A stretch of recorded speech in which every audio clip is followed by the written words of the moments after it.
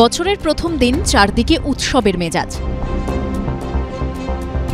ট্রেনে উপচে পড়া ভিড়। তার মধ্যেই হাওড়া বর্ধমান মেন লাইনে বড়সড় দুর্ঘটনার হাত থেকে রক্ষা পেলেন ট্রেন যাত্রীরা। সোমবার সকালে হুগলির শেওড়াফুলি জংশন স্টেশনের কাছে ৬ নম্বর ডাউন লাইনে ফাটল দেখা যায়। সকাল ৭:৩০ নাগাদ হাওড়াগামী down Bandel local Sheoraphuli junction station ছাড়িয়ে কিছুটা দূর এগোনোর পর দাঁড়িয়ে যায়। আতঙ্কিত যাত্রীরা হুড়োহুড়ি করে ট্রেন থেকে নেমে যান। এরপরই ৬ নম্বর ডাউন লাইনে ট্রেন চলাচল বন্ধ হয়ে যায়। ব্যান্ডেল লোকালের পিছনে দাঁড়িয়ে পড়ে আরও ৩টি লোকাল ট্রেন। আমি যাবো কলকাতা, আমার কলকাতায় দোকান আছে, আমি কাজে যাবো, ট্রেনে ভিড় দেখছি, উঠতে পারছি না। শেষে আটকে পড়া ট্রেনগুলিকে কিছুটা পিছিয়ে এনে পাশের লাইন দিয়ে পাস করানো হয়। অন্যদিকে যুদ্ধকালীন তৎপরতায় রেল লাইনের পাত বদলানোর কাজ শুরু হয়ে যায়। রেলের দাবি, শীতকালে রেল লাইনের সংকোচন হয়, এর ফলে অনেক সময় লাইনে ফাটল ধরে যায়। শীতকালে রেল ফ্র্যাকচার হয়েছে, সময় তো এখন কাজ চলছে, আমার কাজ প্রোগ্রেসে আছে, সময় বলতে পারছি। শেওড়াফুলি স্টেশনের কাছে রেল লাইন মেরামত করে প্রায় ৩ ঘন্টা পর হাওড়া বর্ধমান মেন শাখায় ট্রেন চলাচল স্বাভাবিক হয়। সৌরভ বন্দ্যোপাধ্যায়ের রিপোর্ট, এবিপি আনন্দ, হুগলি। লঞ্চে উঠে বসে রয়েছেন পর্যটকরা, কিন্তু দীর্ঘক্ষণ পেরিয়ে গেলেও পাড়েই দাঁড়িয়ে রয়েছে লঞ্চ, ছাড়ার কোনো নামগন্ধও নেই। বছরের শুরুতেই সুন্দরবন ঘুরতে গিয়ে সোমবার এভাবেই চরম হয়রানির শিকার হলেন হাজার হাজার পর্যটক। লাইসেন্স বা কোনোর জন্য সমস্যা হয়, তার জন্য পর্যটকরা কেন সাফার হবে? এটা পর্যটকদের যদি সুবিধা করে দিয়ে বা আগে থেকে অ্যানাউন্স করতো যে ওইখানে হচ্ছে এটা থাকবে, তাহলে আমরা রুমেই থেকে যেতাম। লাইসেন্স না পাওয়ার প্রতিবাদে ১ জানুয়ারি সকাল থেকেই বন্ধ করে দেওয়া হয় লঞ্চ পরিষেবা।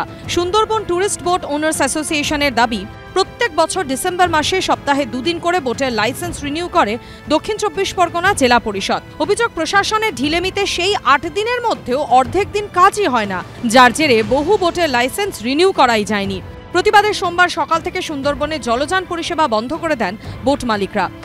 লাইসেন্স প্রতি বছর একবার করে দেয়, সেটা ডিসেম্বর মাসে, মাত্র ওই বুধবার বৃহস্পতিবার দেয়। তার কারণে আমরা ওই 8 দিনে বেশি পাই না। 800 850 লাইসেন্স সেই হিসেবে জেলা পরিষদ না পাওয়ার কারণে আজকে আমাদের বিএল সমস্ত ব্লক করে দিয়েছে এবং পারমিশন করতে পারছি না। আমরা চাইছি সুন্দরবনে সমস্ত লাইসেন্সগুলো আমাদের আগাম দেওয়া হোক 2 মাস আগের থেকে, যাতে আমরা এইরকম হয়রানিতে না পড়তে হয়। আর আগে 20টা হতো, এখন পর্যটক বেশি হওয়ার জন্য 160টার মতন করে বোট সারাদিনে ছাড়ছে। পর্যটকদের অসুবিধা নয়, যে 100 হয়নি তারা এটাকে সামনে রেখে যাতে রিনিউয়ালটা তাড়াতাড়ি হয় সেজন্য একটা চাপ সৃষ্টি করছে। অতএব এটা নিয়ে কোনো রাজনীতি বা আন্দোলন করার কিছু নেই, এটা রিনিউয়াল হয়ে যাবে।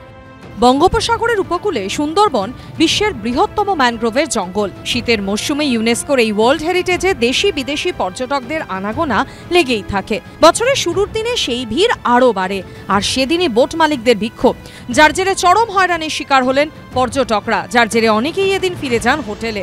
জলের মাঝে আটকে পড়েন বহু পর্যটক। 1.5 ঘন্টা ধরে আমরা আটকে আছি এখানে। এনাদের এই একটা আন্দোলন চলছে, ওনাদের কি লাইসেন্স ফাইসেন্স কি ব্যাপার আছে, এটা তো প্রশাসনিক ব্যাপার। তার জন্য যারা সুন্দরবনে যারা ঘুরতে আসছে, পশ্চিমবাংলার থেকে নানান জায়গার থেকে আসছে, তাদের তো এরকম ডিস্টার্ব করাটা কোনো মানে প্রশাসন দেখা উচিত। এটা ওনাদের আন্দোলনটা আমি বলছি না যে অন্যায়, ওনাদের আন্দোলনটা দেখা উচিত।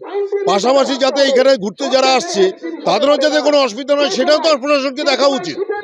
প্রায় 2 ঘন্টা পর বোট মালিকরা লঞ্চ ছাড়তে রাজি হলেও লাইসেন্স না থাকায় বন দপ্তরের লাল ফাঁসে পড়তে হয়। ফলে নদীতে ঘোরাঘুরি করতে পারলেও জঙ্গলের গভীরে সুধন্যখালি, দোবাকি, সজনেখালি, নেতিধোপানির মতো পর্যটন কেন্দ্রগুলিতে ঢুকতেই পারেনি অধিকাংশ বোট। বন দপ্তরের আওতাধীন সুন্দরবন টাইগার রিজার্ভের তরফে জানানো হয়েছে 31শে ডিসেম্বর বিএলসির মেয়াদ শেষ হয়ে গেছে। সেই কারণে সংশ্লিষ্ট ট্যুরিস্ট লঞ্চগুলিকে জঙ্গলে প্রবেশ করতে দেওয়া সম্ভব নয়। লঞ্চের অবস্থা কেমন তা নিয়ে জেলা পরিষদ থেকে ফিটনেস সার্টিফিকেট রিনিউ করে নিয়ে যেতে হয়, সেটা আনতে না পারায় বিএলসি দেওয়া যায়নি। শান্তনু নস্কর ও হিন্দোলদের রিপোর্ট, এবিপি আনন্দ, দক্ষিণ 24 পরগনা।